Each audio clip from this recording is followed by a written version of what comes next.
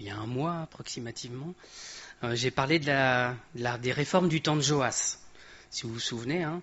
Alors je dis c'est du temps de Joas parce qu'on ne pouvait pas vraiment dire que c'était la réforme faite par Joas. Hein. C'est plutôt la réforme qui a été faite par Jéhojada, le prêtre qui l'a accompagné, qui l'a élevé. Et voilà. Donc on lisait ça en 2 Chroniques 23 et 24. Et vous avez dit, mon idée, c'est de regarder dans la parole ce qui se passe quand il y a des réformes. Et donc, on va faire le tour de plusieurs rois. On a vu Joas la fois dernière, on en verra un autre qui s'appelle Ézéchias aujourd'hui. Alors, pourquoi les réformes? Je le répète, hein, parce que je pense qu'on en a besoin. On en a besoin à titre individuel. On a besoin à titre d'assemblée, que le Seigneur y vienne. Alors, j'associe réforme et réveil. Après, je sais bien que c'est pas tout à fait pareil. Mais voilà, je pense que quand le Seigneur y réveille les cœurs, quand il se révèle, qu'il vient, il réforme les choses, il fait du ménage, il remet les choses en ordre. Donc pour moi, c'est lié. Après, c'est sûr que le réveil arrive d'abord, la réforme après. Mais voilà, j'ai voulu regarder un peu ce qui se passait quand le Seigneur il agissait, parce que je pense qu'on en a besoin. Donc on a vu que quand Jéhojada est mort, Joas, il a vite fait de laisser tomber en fait ce qui s'était fait. Hein. Il avait fait pas mal de ménage, et finalement, les chefs du peuple sont allés le voir. Et on a l'impression qu'ils n'ont pas eu besoin de faire beaucoup d'efforts pour le faire retomber. C'est retombé dans l'idolâtrie. Ils ont souillé le temple. Enfin, voilà, il y a tout un tas de choses qui sont mal parties. Et ça s'est terminé avec Joas qui fait tuer le fils de Jéhojada, qui fait tuer Zacharie, le fils de Jéhojada. Donc c'est assez dur de voir à quel point il peut retomber.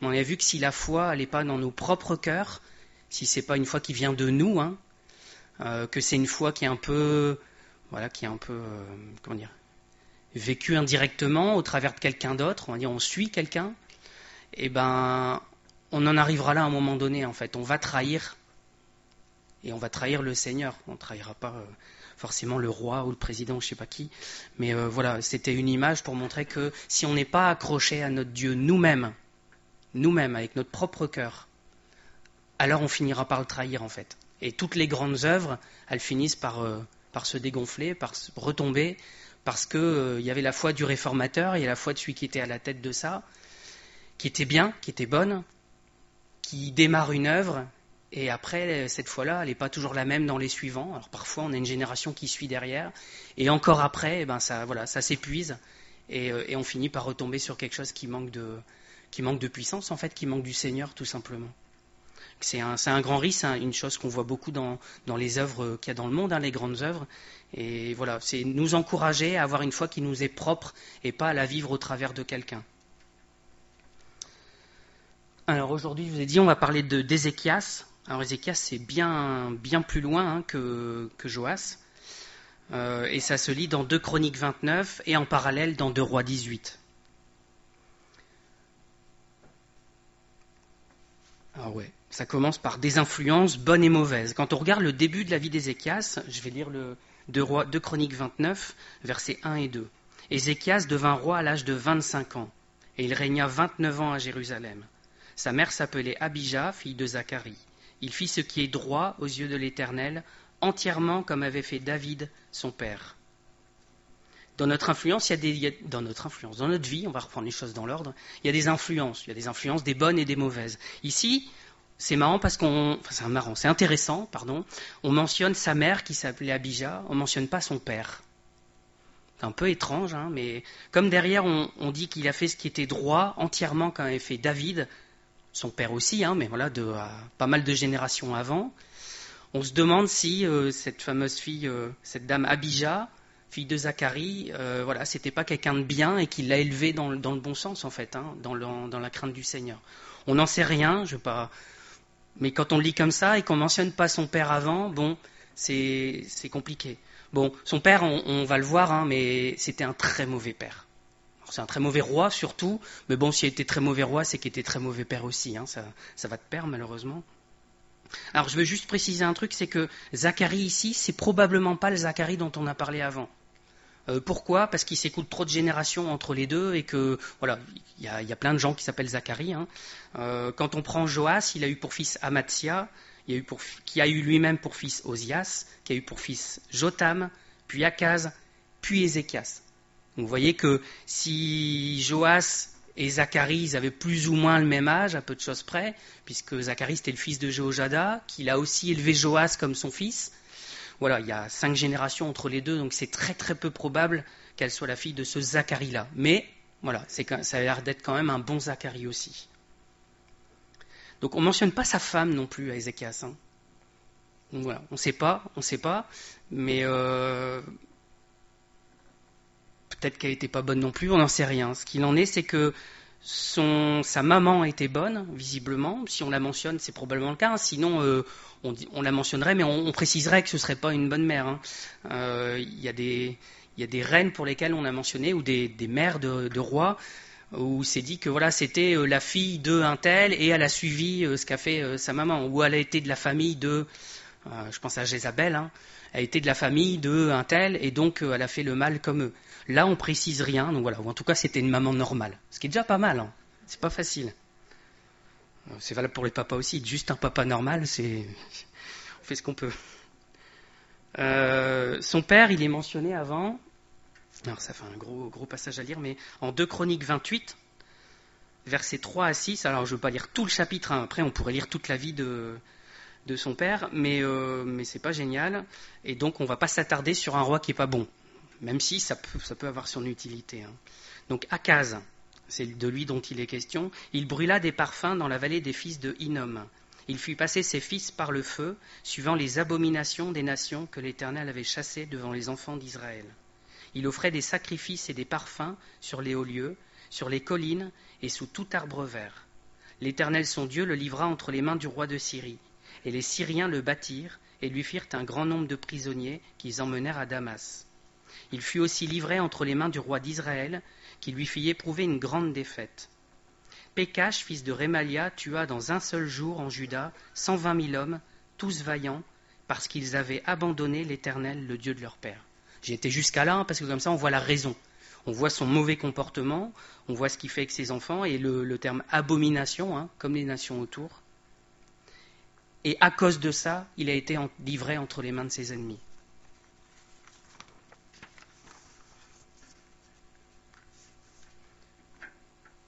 En 2 Chroniques 28, la suite, au verset 19. Alors je saute quelques versets, hein, c'est juste pour ne pas vous lire toute la vie d'Akaz, c'est pas le but. Le but c'est de regarder son fils. Mais voilà, ça vous donne le contexte quand même dans quoi il est né, dans quelle famille il est né, avec quel père, quel exemple il a eu. Pour se dire, c'est pas glorieux. Donc 2 Chroniques 28, verset 19, car l'Éternel humilia Juda à cause d'Akaz, roi d'Israël, qui avait jeté le désordre dans Juda et commis des péchés contre l'Éternel. Tilgat-Pilnézer, roi d'Assyrie, vint contre lui, le traita en ennemi et ne le soutint pas. Car Akaz dépouilla la maison de l'Éternel, la maison du roi et celle des chefs, pour faire des présents au roi d'Assyrie, ce qui ne lui fut d'aucun secours. Pendant qu'il était dans la détresse, il continuait à pécher contre l'Éternel, lui, le roi Akaz. Il sacrifia au dieu de Damas qu'il avait frappé, et il dit « Puisque les dieux des rois de Syrie leur viennent en aide, je leur sacrifierai pour qu'ils me secourent. » Mais ils furent l'occasion de sa chute et de celle de tout Israël. Akaz rassembla les ustensiles de la maison de Dieu, et il mit en pièces les ustensiles de la maison de Dieu. Il ferma les portes de la maison de l'Éternel, il se fit des autels à tous les coins de Jérusalem, et il établit des hauts lieux dans chacune des villes de Juda pour offrir des parfums à d'autres dieux. Il irrita ainsi l'Éternel, le Dieu de ses pères. Voilà. En quelques versets, ça vous montre un peu ce que c'était le père d'Ézéchias. C'est pas glorieux, c'est un détail, hein, ça dit pas juste c'était un mauvais roi, et voilà, ça nous donne le détail de ce qu'il a fait, et c'est pas terrible. Et pourtant, quand on voit le début de la vie d'Ézéchias, c'était écrit « Il fit ce qui est droit aux yeux de l'Éternel, entièrement comme avait fait David son père ». C'est pas dit de beaucoup droit. Pour certains, c'est dit qu'il fit le bien comme David, mais là, entièrement comme avait fait David son père. Il y en a beaucoup qui ont glissé en cours de route. Hein. Bon, Ézéchias, on ne le verra pas aujourd'hui, hein, mais c'est pareil, en fin de vie, ça a été un petit peu compliqué. Mais voilà, quand c'est mentionné comme ça, c'est quand même un témoignage de la parole qui dit, voilà, c'était un bon roi. Vraiment, aux yeux de l'Éternel. C'est pas juste à nos propres yeux, aux yeux du peuple, c'est aux yeux de l'Éternel. Et donc, du coup, voilà, quelque part, tout ça pourquoi ? Pour vous dire que même s'il y a un contexte qui n'est pas bon, ça ne peut pas être une justification pour ne pas être bon nous-mêmes. On ne peut pas se réfugier et dire, c'est une explication quand même, je ne dis pas qu'il ne faut pas prendre en compte le contexte, mais on ne peut pas se réfugier derrière ça pour dire, moi, j'ai fait le mal toute ma vie, mais ce n'est pas ma faute. Je suis tombé dans une mauvaise famille et c'est comme ça. Même Ézéchias, avec le père qu'il a eu, il s'est tourné vers Dieu et il a fait le bien. Donc la possibilité, elle est ouverte à tout le monde. Alors c'est sûr, pour certains, c'est plus facile que d'autres. Il y a un contexte qui aide. Si on est dans une famille chrétienne, avec des parents chrétiens, voilà, ça donne une bonne direction au démarrage, on va dire. C'est plus simple.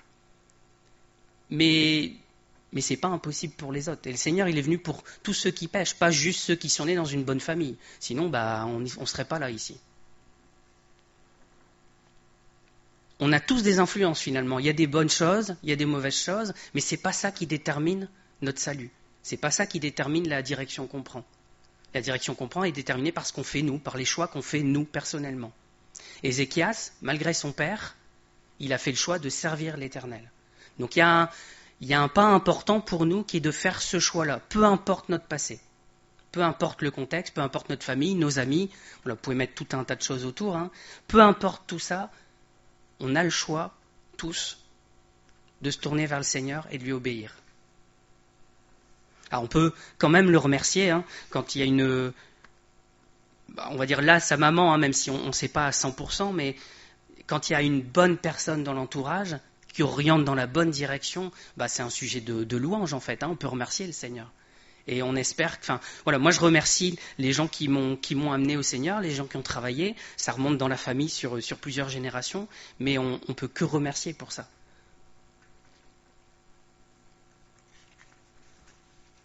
Alors la suite, je l'ai intitulée « Veillons sur les portes du temple ». Pourquoi ? Parce que le tout début de 2 Chroniques 29, c'est la première année de son règne. Au premier mois, il ouvrit les portes de la maison de l'Éternel et il les répara.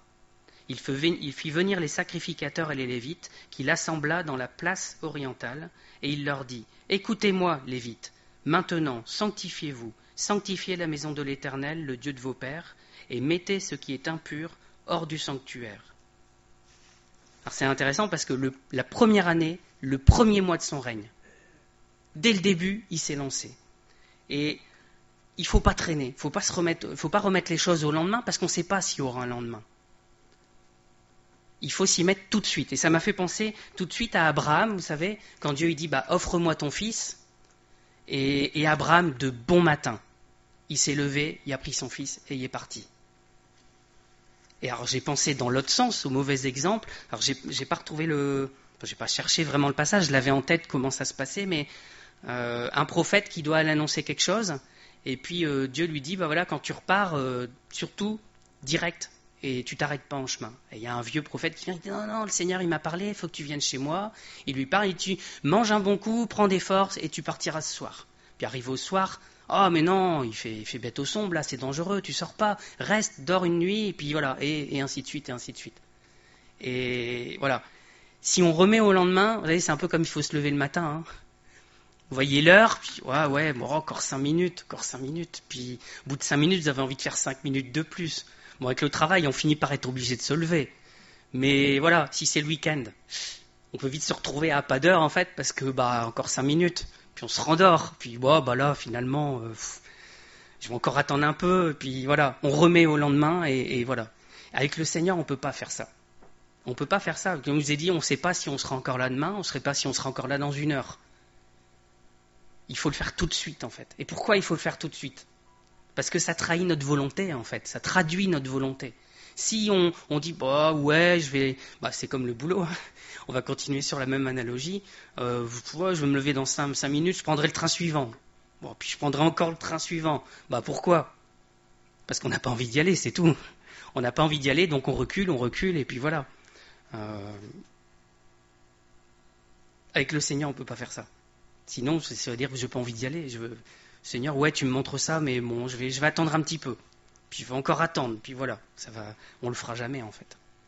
Donc il faut être discipliné, il faut se lever de bon matin et dire, Seigneur, tu m'as montré quelque chose, je le fais tout de suite, j'y vais. Alors notez quand même qu'Abraham, il a pris la nuit pour réfléchir. C'était difficile d'envisager, Seigneur qui dit, offre-moi ton fils, ok, hop, vas-y, viens, on y va. Il y a eu un travail quand même, hein. Mais quand même, quand il a été décidé, il s'est bougé tout de suite, de bon matin. Il n'a pas attendu. Sinon, il aurait dit, oh, je vais attendre un petit peu. Voilà, on va prendre un café, on va peut-être discuter encore un peu. Il aurait pu traîner comme ça, hein, pour profiter un peu de son fils un peu plus longtemps. Parce que pour lui, c'était les derniers jours avec son fils, hein. Mais il ne l'a pas fait. Il est parti rapidement. Donc, Ézéchias, pareil, première année, premier mois, ça ne nous dit pas le premier jour, hein, il y a peut-être des trucs un peu plus importants à faire en tant que roi, mais quand même, ça faisait partie de ses priorités. Il ouvrit les portes de la maison de l'Éternel et il les répara. Et je crois que c'est une belle image de ce qu'on doit faire très très rapidement avec le Seigneur, en fait. Vous allez voir qu'on va rester coincé là-dessus finalement pour tout le message. On ne va pas aller loin dans la vie d'Ézéchias. Mais voilà, moi ça m'a parlé. Ça ressemble probablement à des choses que Paul a déjà dit, mais c'est pas grave, je vous le dirai sous un autre format, et ça sera une répétition qui sera bénéfique. Mais je crois que contrôler, c'est aussi une forme de langage informaticien, mais les entrées-sorties, c'est super important en fait. On est obligé de faire ça très rapidement.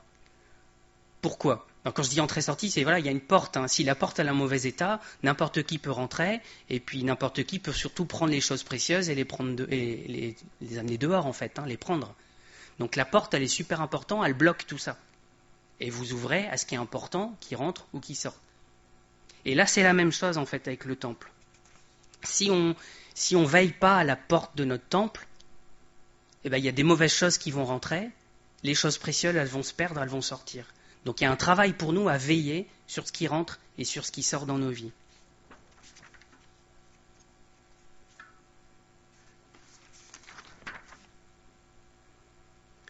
J'ai eu l'excellente idée de reprendre des feuilles déjà utilisées.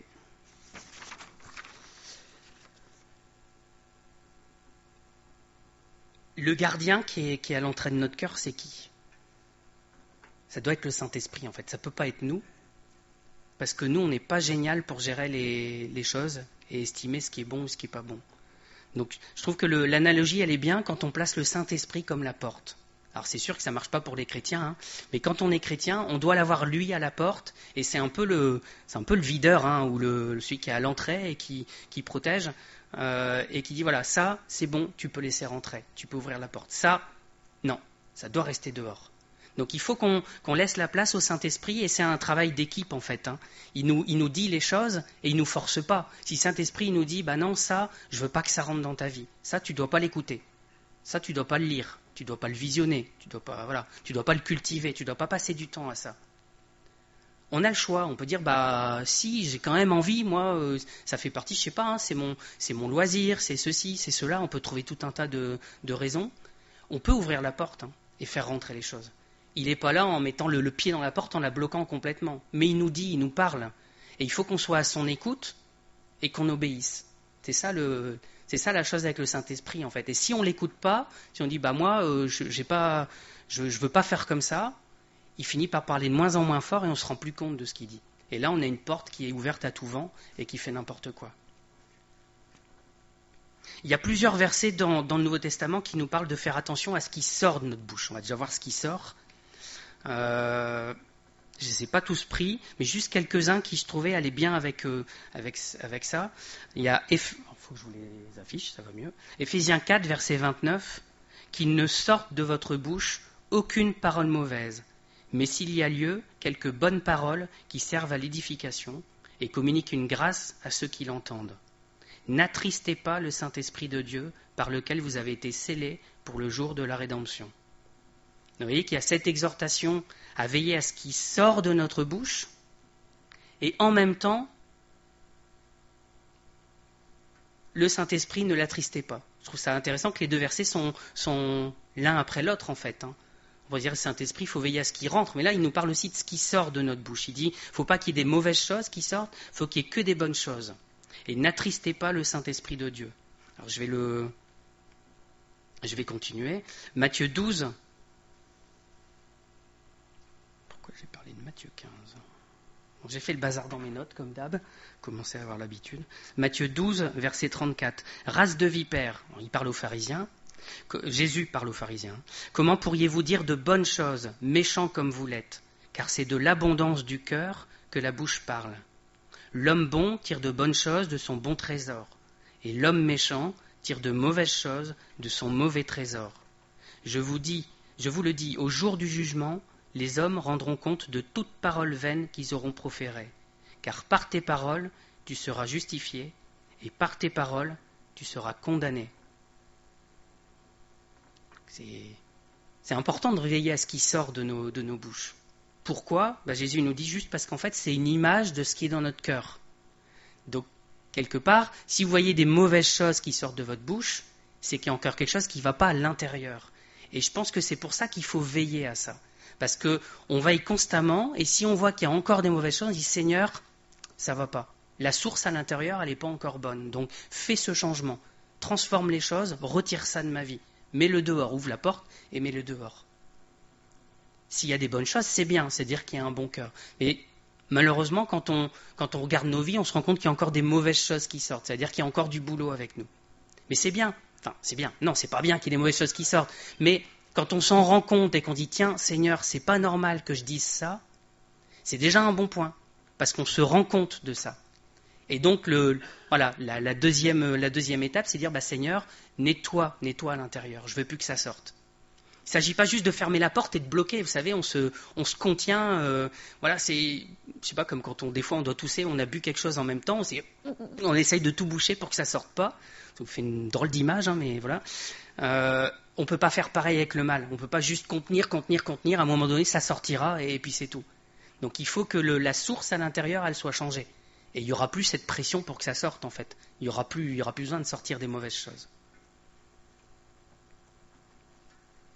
Et Jésus, il explique ça, je refais les choses dans l'ordre dans ma tête aussi, dans Matthieu 15, verset 11, j'ai lié les deux, même s'il y a 3 chapitres d'écart, Jésus, il dit, ce n'est pas ce qui entre dans la bouche qui souille l'homme, mais ce qui sort de la bouche, c'est ce qui souille l'homme. Pourquoi ? Parce que ça vient du cœur, et quand c'est souillé, ça souille tout le corps en fait, ça souille l'ensemble de notre personne, ça souille toute notre vie. Et il continue un peu plus loin, versets 17 à 20, « Ne comprenez-vous pas que tout ce qui entre dans la bouche va dans le ventre, puis est jeté dans les lieux secrets ? Mais ce qui sort de la bouche vient du cœur, et c'est ce qui souille l'homme. Car c'est du cœur que viennent les mauvaises pensées, les meurtres, les adultères, les impudicités, les vols, les faux témoignages, les calomnies. Voilà les choses qui souillent l'homme. Mais manger sans s'être lavé les mains, cela ne souille point l'homme. » Alors ailleurs, je dis un peu plus loin, mais non, c'est pas le même évangile. Dans Luc 6, Jésus il dira que l'homme, on l'a lu tout à l'heure. Alors on l'a lu dans Matthieu, et le verset il ressemble on a lu Matthieu 12 juste avant. L'homme bon tire de bonnes choses de son trésor. Et la version dans Luc, est-ce que je l'ai noté ? Oui. L'homme bon tire de bonnes choses du bon trésor de son cœur. Il y a un bon supplémentaire en Luc, en fait, par rapport à Matthieu. L'homme bon tire de bonnes choses du bon trésor de son cœur. Le méchant tire de mauvaises choses de son mauvais trésor. Il y a vraiment un lien entre ce qu'il y a comme trésor à l'intérieur et ce qui sort, en fait. Et ce que la personne, elle est, finalement. Ce qui sort de notre bouche, c'est ce qu'on est. Donc s'il y a des bonnes choses qui sortent de notre bouche, il y a aussi des bonnes actions, en fait. On comprend que ce n'est pas que la bouche non plus. S'il y a des mauvaises choses qui sortent de notre bouche, on est entraîné aussi à faire le mal dans nos actions. Il y a un lien avec tout ça. Malheureusement, souvent, quand on regarde ce qui sort de notre bouche, il y a un peu de tout. Un pourcentage, des fois on se rassure, on dit ouais, mais c'est 90-10, c'est pas si mal que ça. Mais il ne devrait pas y avoir ce mélange-là. Notre bouche, il devrait sortir que des bonnes choses. S'il sort un gros mot à un moment donné, s'il sort une parole blessante, s'il sort toutes sortes de mauvaises choses, alors c'est pas encore ça. Et Jacques, il nous le dit en Jacques 3, versets 9 à 14. Il parle de la langue, il dit « Par elle, nous bénissons le Seigneur notre Père, et par elle, nous maudissons les hommes faits à l'image de Dieu. De la même bouche sortent la bénédiction et la malédiction. Il ne faut pas, mes frères, qu'il en soit ainsi. La source fait-elle jaillir par la même ouverture l'eau douce et l'eau amère ? Un figuier, mes frères, peut-il produire des olives ou une vigne des figues ? De l'eau salée ne peut pas non plus produire de l'eau douce. Lequel d'entre vous est sage et intelligent, qu'il montre ses œuvres par une bonne conduite avec la douceur de la sagesse. Mais si vous avez dans votre cœur un zèle amer et un esprit de dispute, ne vous glorifiez pas et ne mentez pas contre la vérité. Là, il parle à une église, en fait, hein, Jacques. Il dit, par elle, on bénit Dieu, et par elle, on maudit les frères. Alors, maudire, non. On dit, non, je ne vais pas prononcer des malédictions. Et je vous rappelle, ça c'est ce que dit toujours Paul, et c'est tout à fait vrai, de dire le mal, simplement, hein, maudire. Dès qu'on dit quelque chose de mal, on maudit. Donc on ne peut pas bénir, dire du bien de Dieu, et dire du mal des frères ou à des frères en même temps. Jacques, il me dit, c'est pas possible. C'est comme si un figuier, il donnait des raisins. C'est comme si une vigne, elle donnait des figues. Il dit, si vous regardez une source, il n'y a qu'une seule eau derrière. Il ne peut pas y avoir de l'eau salée et de l'eau douce en même temps. C'est pas possible. Donc si de votre bouche, il sort encore des mauvaises choses, c'est que la source, elle n'est pas bonne en fait. La conclusion, c'est ça, hein, quand on lit Jacques. Et Jacques, il fait le lien derrière avec ce qu'on fait en fait. C'est pour ça que je vous disais, ce qui sort de notre bouche, c'est aussi nos actions qui vont suivre derrière. C'est un premier pas en fait. Hein. Il y a même un pas avant qui est dans notre pensée. Qu'est-ce qu'on pense ? Après, qu'est-ce qu'on dit et qu'est-ce qu'on fait ? Ça va un cran plus loin. Mais Jacques, il nous dit, voilà, il parle de cette différence des deux sources, hein, qu'on ne peut pas produire les deux eaux en même temps. Et il dit, si quelqu'un de vous est sage et intelligent, qu'il montre ses œuvres par une bonne conduite, avec la douceur de la sagesse. Il dit, voilà, les œuvres, elles suivent ce qui est dans votre bouche. Donc s'il y a des mauvaises choses, vous allez faire des mauvais actes aussi. Et après, il reparle du cœur, on voit le lien avec ce qu'a dit Jésus en fait. Hein. Vous savez, si vous avez dans le cœur un zèle amer, un esprit de dispute, alors voilà, ça va ressortir par des mauvaises paroles, par des mauvais actes. Et il dit, ne mentez pas contre la vérité. Pourquoi il dit ça ? Parce qu'on peut justement essayer de mettre une apparence devant. On peut essayer de donner une bonne façade. Quand on est à l'église, c'est un peu ça qu'on fait en fait. Hein. Alors, on ne le fait pas toujours consciemment, mais voilà, on peut donner une bonne image parce qu'on est bien entouré, et voilà, on rentre dans le moule. Mais ça, c'est mentir contre la vérité. Alors, je ne dis pas que si vous faites des mauvaises choses à côté, il faut venir les faire ici. Hein. Ce n'est pas le cas. Mais il faut être conscient de nos problèmes, il faut être conscient de nos ratés et demander au Seigneur de les corriger, en fait. Et pas juste mettre un emplâtre dessus, mettre une façade et les cacher. Je reviens sur Luc 6. Je ne sais plus si je vous l'ai lu du coup. Alors pas en entier, bon, on est reparti. L'homme bon, c'est ça. L'homme bon tire de bonnes choses du bon trésor de son cœur, et le méchant tire de mauvaises choses de son mauvais trésor, car c'est de l'abondance du cœur que la bouche parle. Et la suite de ça, je l'ai gardé, parce que c'est « Pourquoi m'appelez-vous Seigneur, Seigneur, et ne faites-vous pas ce que je dis ?» Et on voit le lien avec Jacques en fait. Hein. Pourquoi est-ce que vous me dites Seigneur, Seigneur, et derrière vous obéissez pas à ce que je fais et vous faites le mal ? Il dit, je vous montrerai à qui est semblable tout homme qui vient à moi. Vous la connaissez, hein, c'est la parabole avec l'homme fou qui construit sur le sable et l'homme intelligent, enfin l'homme sage qui bâtit sur le roc. Donc il continue avec cette parabole-là. Et donc on voit bien le lien, encore une fois, entre la parole et ce qu'on fait en fait. Et là on voit le lien dans ce que dit Jésus avec l'obéissance. Et on revient à Ézéchias, le premier mois, la première année, je fais, j'agis. On revient avec Abraham, de bon matin, je me lève et j'agis. Il y a une action qui doit suivre et qui doit être d'obéissance. Si derrière on dit, ouais, j'ai compris Seigneur, tu as montré ça dans mon cœur, tu as montré ça dans mes paroles qui vont pas, mais tu comprends, c'est compliqué pour moi, donc je vais attendre un petit peu, avec le temps ça va changer. On désobéit au Seigneur en fait, il nous demande juste d'agir, de bon matin.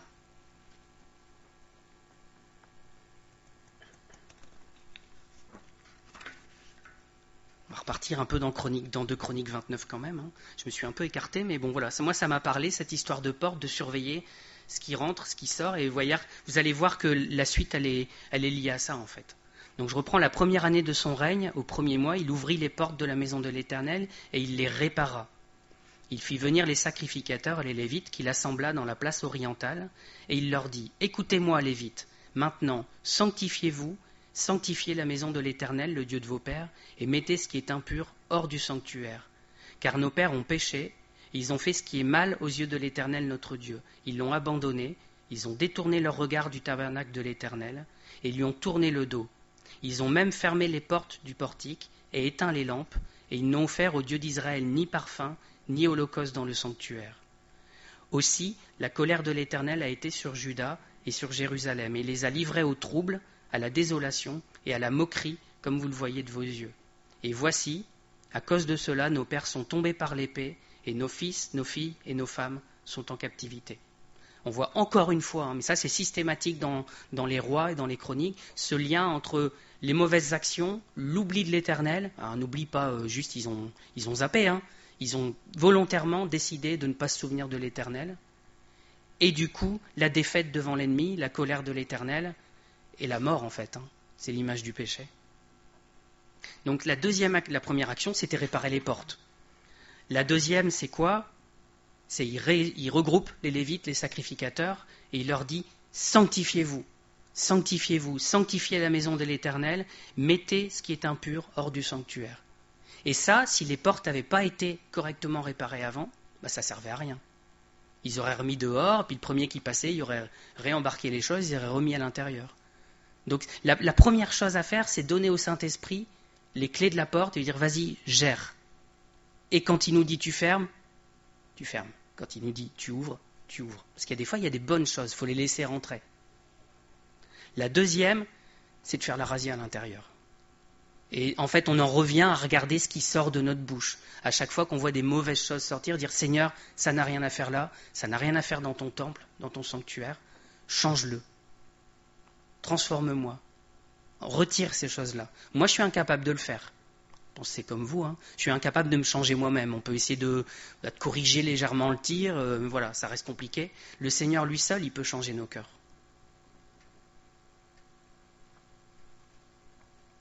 Et qu'est-ce qu'il a fait le peuple ? C'est pour ça que je l'ai relu.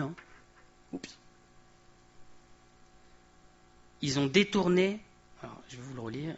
Nos pères ont péché, ils ont fait ce qui est mal aux yeux de l'Éternel. Ils l'ont abandonné, ils ont détourné leur regard du tabernacle de l'Éternel, ils lui ont tourné le dos. Ils ont même fermé les portes du portique et éteint les lampes. Ils n'ont fait au Dieu d'Israël ni parfum ni holocauste. Ils ont fermé la porte à l'Éternel. Ils lui ont tourné le dos, ils ne voulaient plus en entendre parler. Alors on n'en est pas là, Si on est ici, c'est qu'on n'en est pas là.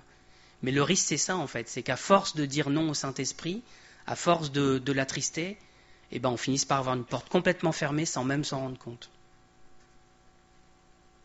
Le passage parallèle en 2 Rois 18,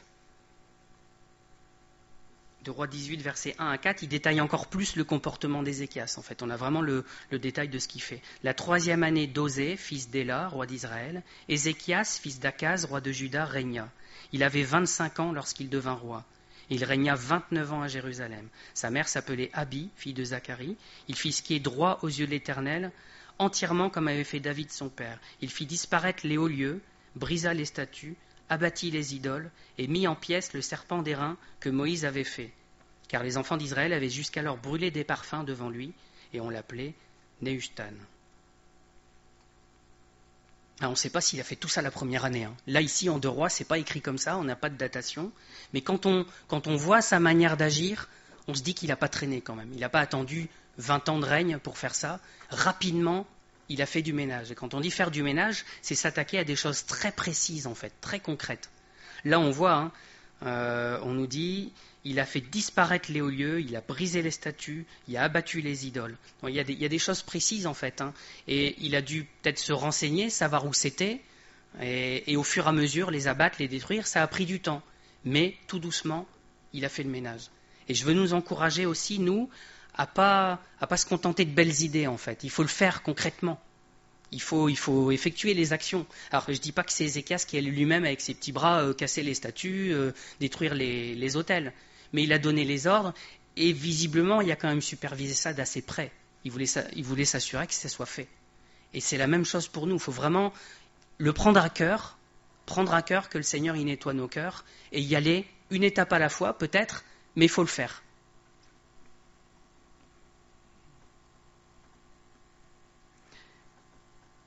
Je crois qu'on ne peut pas prier le Seigneur et juste dire « Seigneur, fais le ménage dans ma vie et voilà ».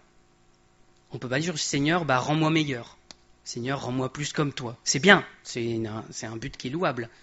Mais on doit prier des choses précises en fait. Et c'est pour ça qu'il faut être à l'écoute du Saint-Esprit qui nous montre et qu'on puisse dire « Seigneur, je veux que tu retires cette tendance à exagérer les choses ». Par exemple, Seigneur, je veux que tu retires cette mauvaise action que je fais dans ce genre de circonstances-là. Et on peut y aller très précisément, en fait.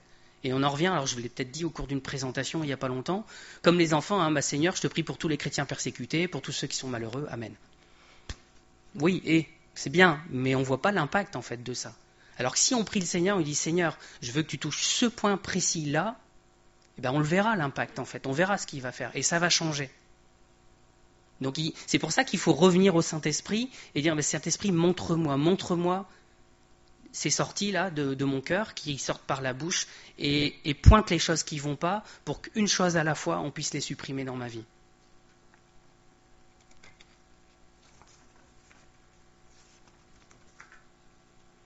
Alors je ne l'ai pas pris ici, mais ça m'a fait penser à 1 Corinthiens 3,18 aussi, hein, qui dit qu'on est rendu semblable à lui.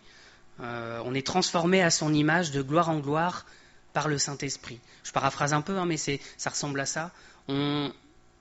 C'est pas une question d'évolution, encore une fois, hein, de dire Seigneur, rends-moi meilleur, et puis voilà, tout doucement, au fur et à mesure de la vie, on se rend compte que on est un peu meilleur quand même, hein, si on regarde bien. Voilà, ça c'est de l'autosuggestion en fait, hein, quelque part. Non, le Seigneur, un point à la fois, l'image qu'on a dans le miroir, c'est la sienne, c'est plus la nôtre. Mais il faut y arriver à ça. Hein. Alors, c'est pas une question que c'est de nos forces, c'est une question de bonne volonté. On en revient à de bon matin, le premier jour du premier mois, de la première année, si vous voulez, la première heure, je sais pas. Mais voilà, le Seigneur, il voit notre volonté, et après, lui, il fait le travail. Mais il y a notre bonne volonté à avoir. Alors, même si lui aussi nous aide avec cette bonne volonté, on peut tourner en rond comme ça longtemps, mais quand même. Alors, à noter ici, on est encore sur le bon verset, ouais. Vous voyez ce qui détruit Ézéchias ? Il détruit quelque chose de sacré. Il détruit quelque chose qui a une valeur historique en plus. Mince. Le serpent d'airain que Moïse avait bâti. Et ça, c'est un piège en fait. Alors ce serpent, il était un piège concrètement, hein, parce que du coup, le peuple, il l'avait transformé en idole et il se prosternait devant un serpent. Qui n'est pas terrible hein, d'un point de vue image, mais voilà. Donc Ézéchias, qu'est-ce qu'il fait ? Il détruit. Et on pourrait se dire, mais non, Seigneur, quand même, c'est de l'époque de Moïse, quoi. On n'a pas grand-chose de son époque qui nous reste entre les mains, c'est précieux, c'est sacré. Et là, ça, c'est le jeu du diable, en fait. Le côté sacré, vous savez, non, fais pas ça, tu te rends compte, c'est quelque chose de bien que le Seigneur il t'a donné à l'époque, faut le garder, voilà, et faut le glorifier, il faut le mettre en avant.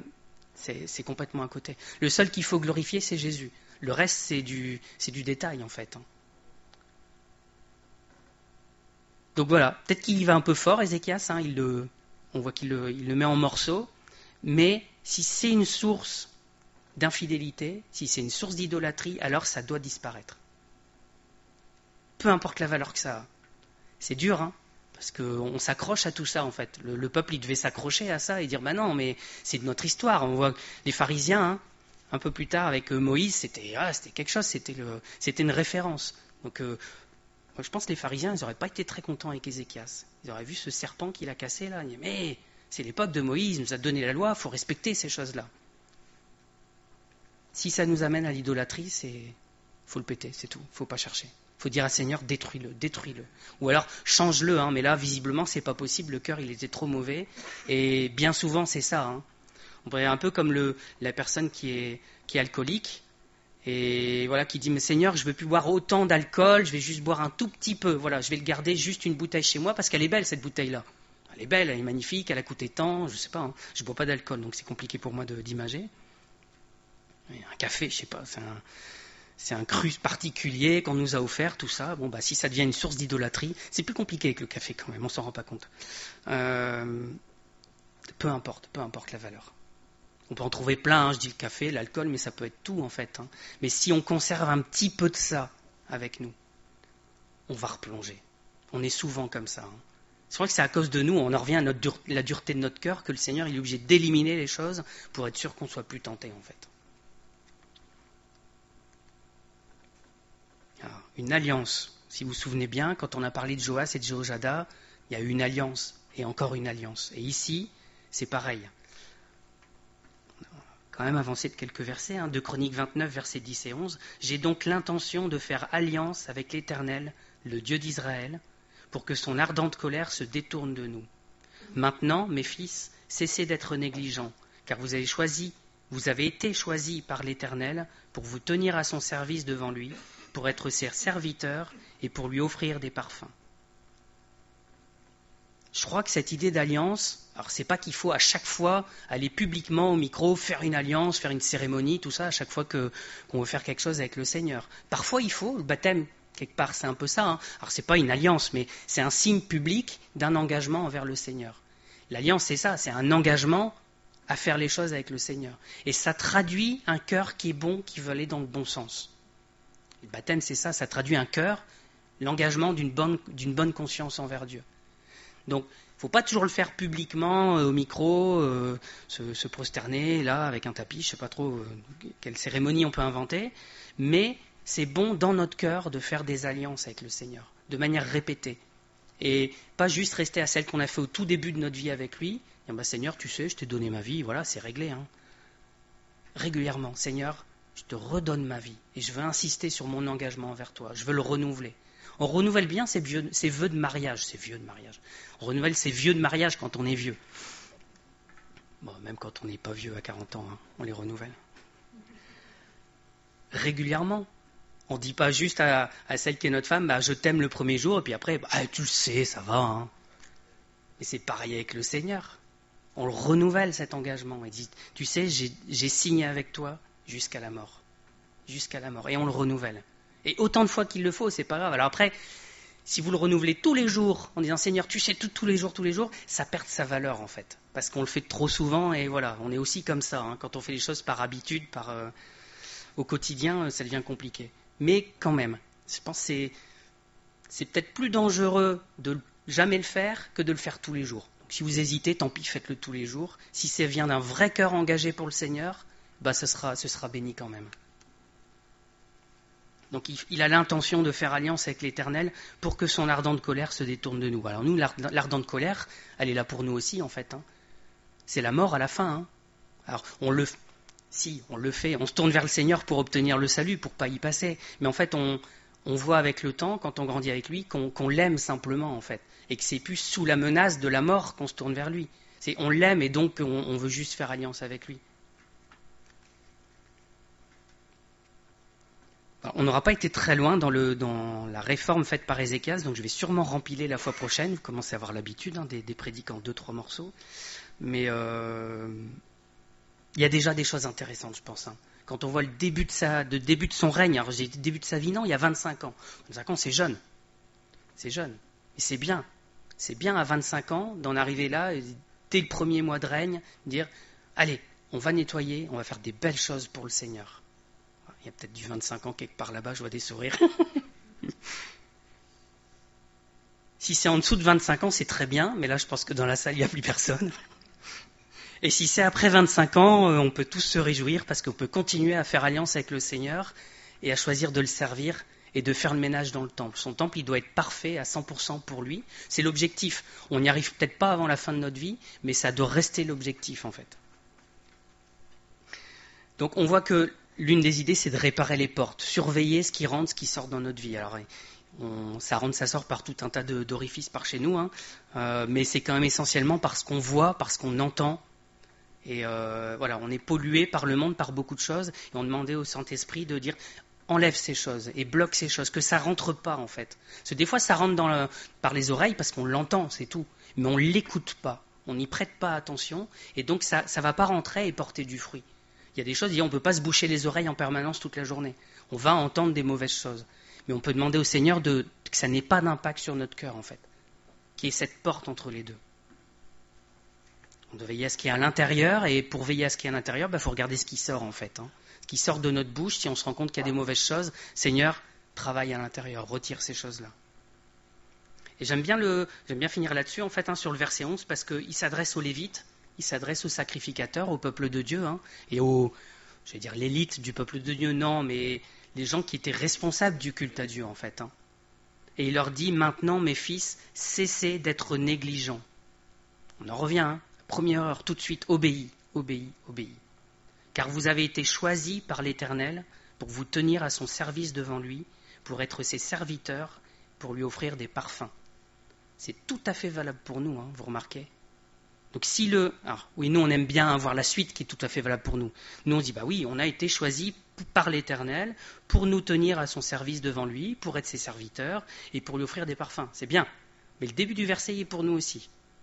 Le début du verset, c'est « Mes fils, maintenant, cessez d'être négligents. » Arrêtez de laisser passer et de dire « je vais encore attendre un peu. » Et faites-le tout de suite. 2 Rois 18,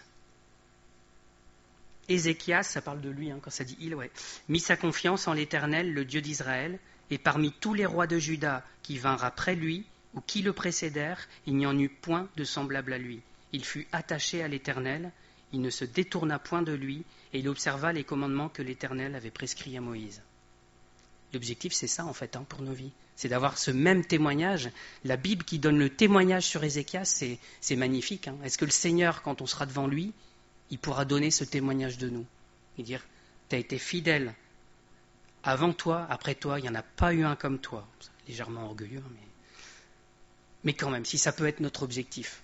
Si c'est dans le Seigneur, c'est pas grave. Tu as été attaché à l'Éternel, tu ne t'es point détourné de lui, tu as observé les commandements que l'Éternel avait prescrits. Si le Seigneur peut dire ça à la fin de nos vies, ce serait nickel, ce serait parfait. Amen. Seigneur, merci pour ta parole, merci pour ces bons exemples. Nous avons commencé avec l'exemple d'Akaz, le père d'Ézéchias, qui était mauvais, Seigneur, et merci de ce que tu as donné des très bons exemples dans ta parole. Seigneur, merci parce que tu es venu toi-même nous donner le meilleur exemple qui soit. Et Seigneur, aide-nous à ne pas être négligents. Seigneur, nous connaissons beaucoup de ces choses. Seigneur, c'est des répétitions encore, Seigneur, et bien souvent nous ne changeons pas. Et Seigneur, je te prie que pour moi-même aussi, Seigneur, je parle en nous parce que c'est pour moi avant tout ces choses, Seigneur, et je te prie que je ne sois pas négligent. Seigneur, apprends-moi à veiller sur cette porte, Seigneur, de mon cœur. Apprends-moi à veiller sur ce qui rentre, sur ce qui sort. Seigneur, fais le ménage dans nos cœurs, Seigneur. Nous avons chacun des choses très précises. Je te prie de les pointer et que nous puissions être obéissants, Seigneur. Amen.